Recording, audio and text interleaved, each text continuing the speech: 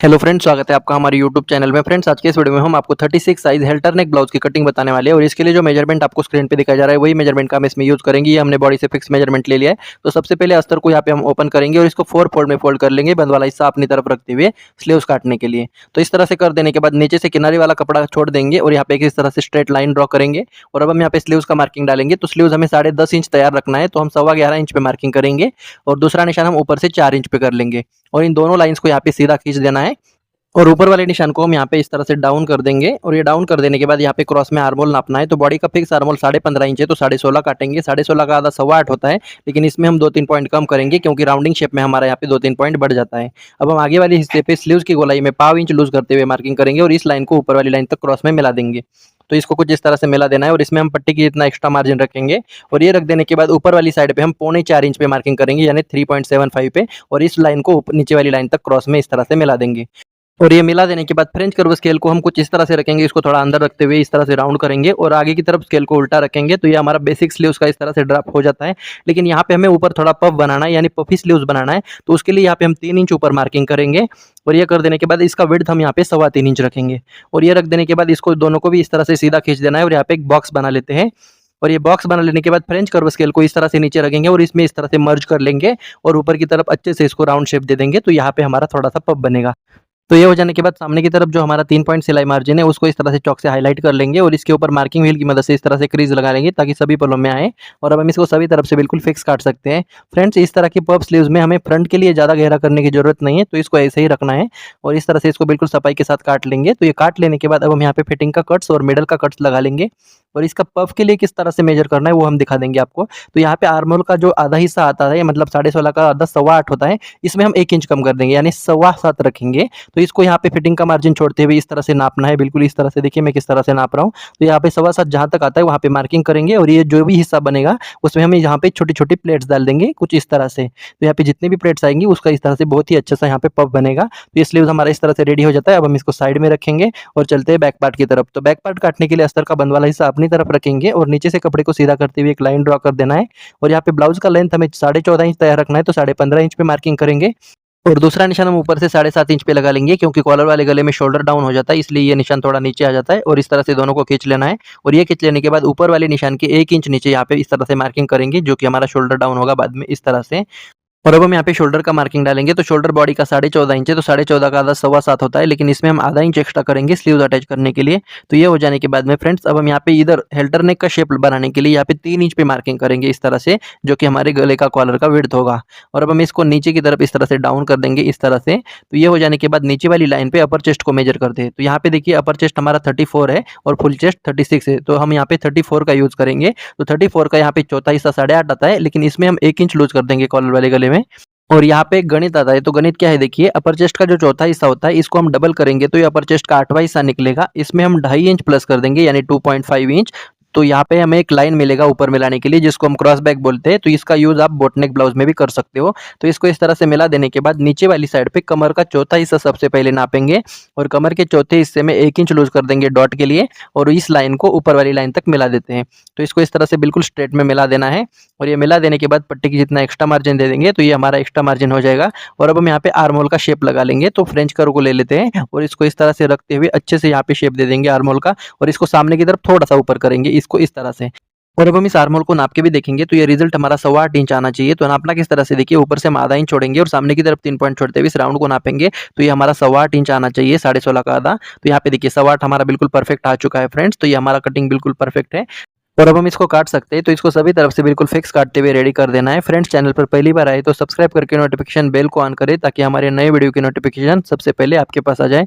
तो इसको इस तरह से काट देने के बाद यहाँ पे हम फिटिंग का कट्स और शोल्डर का कट्स लगा देते हैं और अब हम यहाँ पे इसको बीचों बीच फोल्ड करते हुए डॉट का मार्किंग करेंगे इस तरह से कट्स लगाते हुए। और इसको इस तरह से कर देने के बाद यहाँ पे इसको लाइन खींच देंगे। तो ये डॉट आप यहाँ पे 5 इंच की जितना लंबा लगा सकते हो, तो 5 इंच पे मार्किंग करेंगे और इन निशानों को दूसरी तरफ उठाने के लिए मार्किंग व्हील की मदद से इस तरह से दोनों में भी हमें क्रीज लगा लेनी है और दूसरी तरफ भी इसको इस तरह से हाईलाइट कर लेंगे और यहाँ पे मार्किंग कर लेते हैं। तो ये हो जाने के बाद बैक पार्ट हमारा रेडी हो चुका है। अब हम इसको साइड में रखेंगे और चलते हैं फ्रंट पार्ट की तरफ। तो फ्रंट पार्ट हमेशा हम पेपर पे काट लेते हैं, तो पेपर को हमने इस तरह से ले लिया है और अब हम यहाँ पे नीचे वाली साइड पे थोड़ा-सा पेपर छोड़ते हुए 1 इंच का यहाँ पे गैप बना लेंगे, जो कि हमारा पफ कवर करने के लिए होगा। तो ये मार्किंग कर देने के बाद इसको सामने की तरफ 3 पॉइंट हुकाई पट्टी के लिए मार्जिन यहाँ पे छोड़ देंगे, तो 3 पॉइंट इस तरह से हमें मार्जिन हुकाई पट्टी के लिए छोड़ देना है। तो ये हो जाने के बाद बैक पार्ट को ले लेंगे और बैक पार्ट को लेने के बाद इसके ऊपर हम रख लेते हैं इस तरह से। तो नॉर्मली हम इसको इस तरह से रख देते हैं हुकाई पट्टी का और नीचे वाला गैप छोड़ते हुए, लेकिन यहाँ पे कॉलर वाला बना रहे तो बैक पार्ट कहीं से भी फैलेगा नहीं, लेकिन सामने का हम गला बनाएंगे तो ये थोड़ा सा फैलने का चांसेस होता है, इसलिए इसको 2 पॉइंट आगे खिसका देंगे। तो यहाँ पे सामने के गले का विड्थ कम हो रहा है, इस बात को आप समझना है। तो ये हो जाने के बाद इसको हम यहाँ पे शोल्डर से लेकर आर्म होल तक बिल्कुल एज इट इज ड्रॉ कर देना है। तो याद रखिए फ्रेंड्स, पिछला पार्ट हमने अपर चेस्ट के हिसाब से काटा है, लेकिन ये पार्ट हम फुल बस्ट के अकॉर्डिंग काटेंगे, तो इसको सिर्फ हमें आर्म होल तक ही ड्रॉ कर देना है। तो ये हो जाने के बाद बैक पार्ट को हटा देंगे, तो ये हमें निशान इस तरह से मिल जाते हैं। और अब हम यहाँ पे फ्रंट का आर्म होल शेप लगा लेंगे। तो ये शेप लगाने के लिए यहाँ पे इस कर्व से थोड़ा ऊपर हम यहाँ पे 0.75 इंच पे मार्किंग करेंगे और इसको ऊपर वाली लाइन तक मिला लेंगे। तो कॉलर वाले ब्लाउज में ये फ्रंट का गहराई थोड़ा ज़्यादा हो जाता है as compare to deep neck blouse. तो ये इस तरह से कर देने के बाद पहले वाले आर्म होल में मिलाते हुए इस तरह से शेप लगा लेंगे, तो ये हमारा फ्रंट का शेप इस तरह से गहरा हो जाएगा। और ये हो जाने के बाद में फ्रेंड्स अब हम यहाँ पे गले का निशान लगा लेते हैं। तो गला हमारा 7 इंच है, तो हम यहाँ पे 7.5 इंच पे मार्किंग करेंगे इस तरह से और यहाँ पे एक स्ट्रेट लाइन ड्रॉ कर देनी है। और यहाँ पे गले का विड्थ हमें 3.5 इंच रखना है, तो हुकाई पट्टी को छोड़ते हुए हम यहाँ पे 3.25 इंच पे मार्किंग करेंगे। तो यहाँ पे 0.5 इंच एक्स्ट्रा क्यों ले लिया है, ये आपको आगे चल के समझ में आएगा। तो ये हो जाने के बाद में इसके ऊपर हमें थोड़ा सा कपड़ा एक्स्ट्रा चाहिए था, यानी कागज़। तो यहाँ पे कागज़ हमारा कम है, इसलिए यहाँ पे हम कागज़ को जोड़ देते हैं। तो इसको जोड़ने के लिए मैं यहाँ से इस तरह से कागज़ को निकाल दूंगा और ये निकाल देने के बाद फेविकॉल की मदद से मैं इसके नीचे चिपका दूंगा। तो ये हमारा हेल्टर नेक का शेप बनेगा। तो ये इस तरह से इसमें चिपका लेते हैं और ये चिपका देने के बाद में फ्रेंड्स अब हम क्या करेंगे, ये जो लाइन है इसके ऊपर 3.5 इंच पे मार्किंग करेंगे इस तरह से। तो ये मार्किंग कर देने के बाद में अब हम क्या करेंगे, ये जो शोल्डर का पॉइंट है इस पॉइंट को इस तरह से सीधा ना खींचते हुए यहाँ पे हल्का सा क्रॉस में खींच देंगे, आधा इंच इस तरह से क्रॉस में खींच देना है। और ये खींच देने के बाद में अब हम यहाँ पे हुकाई पट्टी की लाइन को आगे की तरफ यहाँ पे खींच देना है ताकि हमें पता चले। तो ये इस तरह से हुकाई पट्टी का मार्जिन छोड़ते हुए हम यहाँ पे 1 इंच पे मार्किंग करेंगे। तो इसको इस तरह से 1 इंच पे मार्किंग करना है और ये मार्किंग कर देने के बाद में यहाँ पे क्या करेंगे, इसको ऊपर खींचने के लिए यहाँ पे इसका डिस्टेंस चेक कर लेंगे। तो ये जितना डिस्टेंस है उतना ऊपर वाली लाइन पे भी कर देना है और इसको इस तरह से क्रॉस में खींच देना है, थोड़ा सा क्रॉस में आ जाएगा। तो ये हो जाने के बाद में इसको इस तरह से बराबर करेंगे, तो ये हमारा इस तरह से शेप बन चुका है। अब हमने ये जो गले के विड्थ के लिए मार्किंग किया है उस मार्किंग को ऊपर वाली लाइन तक इस तरह से क्रॉस में मिला देंगे। तो ये मिला देने के बाद में इस तरह के हेल्टर नेक ब्लाउज में मटका शेप या तो पान शेप होता है और या फिर त्रिकोण शेप भी हम दे सकते हैं, लेकिन हम यहाँ पे पान शेप दे रहे हैं तो 3 इंच पे यहाँ पे मार्किंग कर देना है हमें और इसको इस तरह से यहाँ पे इसको राउंड कर देंगे। तो इस लाइन के थोड़ा बाहर ही जाएगा, कोई प्रॉब्लम नहीं है। और इस तरह से शेप देने के बाद इस तरह से इसको राउंड कर देना है और नीचे की तरफ यहाँ पे इस तरह से पान गले का शेप दे देंगे। और ये हो जाने के बाद ऊपर ये इस तरह से अच्छे से गोलाई कर देना है और फ्रेंच करो को उल्टा रखते हुए इसमें इसको मिला देंगे कुछ इस तरह से। तो ये हमारा हेल्टर नेक का शेप इस तरह से रेडी हो जाएगा। और ये हो जाने के बाद अब हम यहाँ पे बस्ट पॉइंट को मेजर करेंगे। तो बस्ट पॉइंट को इस वाली लाइन से मेजर करना है। तो बस्ट पॉइंट 10 इंच है, तो 10.5 इंच पे मार्किंग करेंगे और यहाँ पे एक स्ट्रेट लाइन ड्रॉ कर लेते हैं। और ये हो जाने के बाद यहाँ पे प्रिंसेस शेप देने के लिए हुकाई पट्टी को छोड़ते हुए 36 साइज के लिए 3.5 में 1 पॉइंट ज़्यादा ले लेंगे, जो कि हमारा 10वां हिस्सा रहेगा फुल चेस्ट का। तो ये इस तरह से कर देने के बाद में नीचे वाली साइड पे 3 इंच पे मार्किंग करेंगे हुकाई पट्टी को छोड़ते हुए और इन दोनों लाइंस को यहाँ पे ऊपर तक मिला लेना है। तो इसको कुछ इस तरह से मिला देंगे और ये मिला देने के बाद यहाँ पे पफ क्रिएट करने के लिए 2.75 इंच यानी 3.25 इंच पे मार्किंग करेंगे और इस लाइन को इस तरह से सीधा ना करते हुए हल्का सा क्रॉस कर देना है और इसको बस्ट पॉइंट के 1 आधे इंच नीचे इस तरह से स्केल को रखेंगे और इसमें इस तरह से राउंड कर देंगे और बाद में हम स्केल को उल्टा कर लेते हैं। तो यहाँ पे इस तरह से प्रिंसेस का शेप बनेगा। तो यहाँ पे पफ आपका बिल्कुल इस बस्ट पॉइंट पे ही बनेगा। और अब हम क्या करेंगे, इस लाइन को आर्म होल में मिला देते हैं इस तरह से बिल्कुल अच्छे से और यहाँ पे फ्रेंच कर्व की मदद से अच्छे से आप इसको गोलाई दे सकते हो। तो इस तरह से अच्छे से इस गोलाई को दे देना है। और अब हम यहाँ पे बस्ट पॉइंट की लाइन जो है यहाँ पे फुल चेस्ट को मेजर करेंगे हुकाई पट्टी को छोड़ते हुए फुल चेस्ट का चौथा हिस्सा ले लेंगे और इसमें 1 इंच का लूजिंग ऐड कर देना है। और ये हो जाने के बाद ये जो 3 इंच है हमारा, इसको इस तरह से पकड़ना है और इस वाले पॉइंट पे कमर का चौथा हिस्सा नापेंगे और आगे की तरफ 3 इंच को कम कर देंगे। तो यहाँ पे ये बीच वाला हिस्सा हमने इस तरह से स्किप कर दिया है, जो कि हमारा डॉट का मार्किंग हो जाता है। तो ये छोड़ देने के बाद ये वाला और ये वाला मिला के कमर का चौथा हिस्सा हो जाता है। अब हम ये ऊपर वाला और नीचे वाला लाइन इस तरह से मिला देंगे और इसमें पट्टी की जितना एक्स्ट्रा मार्जिन रखेंगे तो ये हमारा एक्स्ट्रा मार्जिन हो जाएगा। तो आप यहाँ पे देखोगे आर्म होल में एक गैप बन रहा है, तो ये जो जितना भी गैप बनता है उतना हम यहाँ पे आर्म होल में काट के कम कर देंगे। तो इसको इस तरह से मैनिपुलेट करना बहुत ज़रूरी है, नहीं तो यहाँ पे आपको लूज हो सकता है। तो इसको इस तरह से कम कर देना है हमें।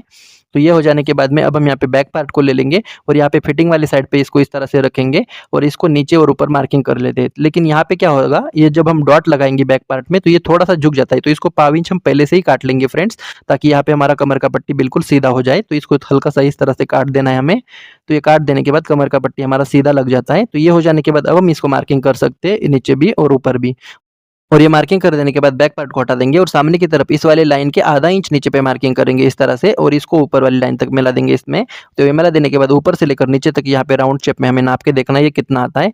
तो यहाँ पे जितना भी आता है उतना आगे वाली लाइन पे भी ले लेंगे। तो ये 6 इंच आ चुका है, तो 6 इंच पे इस तरह से मार्किंग करेंगे और हुकाई पट्टी की तरफ इसको ऊपर कर लेते हैं, क्योंकि प्रिंसेस कट में हुकाई पट्टी बढ़ जाता है, इसलिए इसको कम करना ज़रूरी है। तो ये हो जाने के बाद इसको सभी तरफ हम बिल्कुल फिक्स काटते हुए रेडी करेंगे। लेकिन अभी ये हमारा पूरा कटिंग नहीं हो गया, इसको जब हम अस्तर पे काटेंगे तब हमें बीच में सिलाई मार्जिन और बढ़ाना पड़ेगा, वो हम आपको आगे चल के समझा देंगे। तो इस तरह से बिल्कुल सफाई से इस डॉट को भी हम काट लेंगे। तो ये काट देने के बाद अब हम यहाँ पे बस्ट पॉइंट का कट्स और फिटिंग का कट्स लगा लेते हैं और ये लगा देने के बाद शोल्डर को भी काटेंगे। तो यहाँ पे कॉलर वाले गले में शोल्डर को एक आधा पॉइंट और नीचे आप काट सकते हो, तो यहाँ पे फिटिंग आपकी बहुत परफेक्ट आएगी। तो इस तरह से कर देने के बाद इसको भी हम काट लेते हैं और लगे हाथ अब हम यहाँ पे गले को भी काट लेंगे इस तरह से, और इस तरह से इसको अच्छे से काटते हुए रेडी कर देना है। तो इस तरह से बिल्कुल फिक्स हमें काट देना है। तो यहाँ पे हमारा कागज़ थोड़ा फट गया है फ्रेंड्स, कोई बात नहीं, इसको हम अस्तर पे बराबर कर लेंगे। तो यहाँ पे ये जो लाइन है इस तरह से यहाँ पे एक छोटा सा कट्स लगा देना है और इसी लाइन के ऊपर हमें एक छोटा सा डॉट क्रिएट करना है सिर्फ पेपर में, इसको आपको कपड़े पे करने की जरूरत नहीं है। तो ये हो जाने के बाद ये लाइन हमारा तिरछा हो जाता है। तो इस लाइन को सीधा करने के लिए गले का विड्थ पाव इंच हमारा कम होगा, इसीलिए हमने गले का विड्थ को पाव इंच पहले से ही ज़्यादा रखा था। तो ये हो जाने के बाद एक्स्ट्रा पेपर को हम इस तरह से काटते हुए बराबर कर लेंगे। तो ये हमारा कुछ इस तरह से हो जाएगा। आप चाहो तो इसके गले को और भी फैला सकते हो। तो इस तरह से कर देने के बाद अब हम इसको अस्तर के ऊपर काटेंगे। तो अस्तर के ऊपर काटने के लिए अस्तर को ले लेते हैं और ये लेने के बाद इसको इस तरह से रखेंगे और इसके ऊपर इस पेपर को अच्छे से सेट करते हुए रख देना है और इसमें हम 2-3 जगह पे पिन लगा लेंगे ताकि इसे काटते समय पे ये हिले नहीं। और ये कर देने के बाद नीचे से बराबर काटेंगे, लेकिन इस वाली साइड पे सिलाई मार्जिन बढ़ा देंगे, जितना आप सिलाई में दबाते हो उतना, और बाकी सभी तरफ इसको एज इट इज काटते हुए हमें रेडी कर देना है बिल्कुल फिक्स। तो इस तरह से काट देने के बाद इस वाले हिस्से को भी हम इस तरह से काटेंगे बिल्कुल सफाई के साथ में। तो यहाँ पे इस तरह से इस गले को थोड़ा फैला देता हूँ मैं, और ये हो जाने के बाद यहाँ पे हमारा थोड़ा पेपर कम था, तो इसको इस तरह से बराबर करते हुए इस लाइन को हमें इस तरह से काट देना है। तो ये काट देने के बाद यहाँ पे हुकाई पट्टी की लाइन को मार्किंग व्हील की मदद से क्रीज लगा लेंगे और बस्ट पॉइंट की जगह पे इस तरह से कट्स लगा देना है। और ये हो जाने के बाद इस पेपर को हटा देंगे और ये हटा देने के बाद यहाँ पे जितना भी आपने सिलाई मार्जिन रखा है उसको इस तरह से हाईलाइट कर लेंगे ताकि सिलते समय पे आपको पता चले। तो ये हो जाने के बाद बस्ट पॉइंट की लाइन को भी इस तरह से यहाँ पे हाईलाइट कर देना है और ये हुकाई पट्टी की मार्जिन को भी खींच देना है। तो ये हो जाने के बाद इसको हम साइड में रखेंगे और प्रिंसेस वाली शेप को भी इसी तरह से रखेंगे। और ये रख देने के बाद इसमें भी हम 1-2 जगह पे पिन लगा लेते हैं ताकि ये हिले नहीं। और ये पिन लगा लेने के बाद अब हम इसको नीचे से बराबर काटेंगे, इस वाली साइड पे भी बराबर काटेंगे, लेकिन इस वाली साइड पे सिलाई मार्जिन बढ़ा देंगे, जितना आप सिलाई में दबाते हो उतना, और बाकी सभी तरफ इसको फिक्स काटते हुए इसको अच्छे से रेडी कर देना है बिल्कुल सफाई से। तो ये काट देने के बाद अब हम यहाँ पे फिटिंग का कट्स और बस्ट पॉइंट का कट्स लगा देंगे और इस पेपर को हटा देते हैं। और ये हटा देने के बाद इस यहाँ पे फिटिंग वाली लाइन को इस तरह से हाईलाइट कर देंगे दोनों भी तरफ से, और यहाँ पे सामने की तरफ फ्रेंच कर्व की मदद से इसको अच्छे से शेप में जितना मार्जिन आपने रखा था उतना इसको इस तरह से हाईलाइट कर लेंगे ताकि हमें सिलने में आसानी हो। तो इस तरह से ये मार्किंग कर देने के बाद फ्रंट पार्ट हमारा कुछ इस तरह से रेडी हो जाता है। अब हम इसको साइड में रखेंगे और यहाँ पे बैक पार्ट को ले लेंगे और बैक पार्ट को लेने के बाद यहाँ पे हमें सर्कल की डिजाइन बनानी है, तो उसके लिए 1.5 इंच ऊपर मार्किंग करेंगे और गला हम 8 इंच का रखने वाले, तो यहाँ पे 8 इंच पे मार्किंग कर लेते हैं और इन दोनों लाइंस को इस तरह से खींच देंगे। और इसका मिडल हम यहाँ पे 8 का मिडल 4 इंच पे इस तरह से मार्किंग करेंगे और ये हो जाने के बाद इसका विड्थ भी हम 4 इंच रखने वाले हैं और इस तरह से हम चौकोन बना लेंगे एक बॉक्स। और ये बॉक्स बना लेने के बाद यहाँ पे फ्रेंच कर्व की मदद से इसको हाफ सर्कल बना लेंगे इस तरह से, और ये जो लाइन है इसके ऊपर इस तरह से स्केल को रखेंगे और इसको यहाँ पे स्केल को निकाल देना है और ऊपर से टैप कर देना है। तो ये हमारा सर्कल शेप इस तरह से हो जाएगा।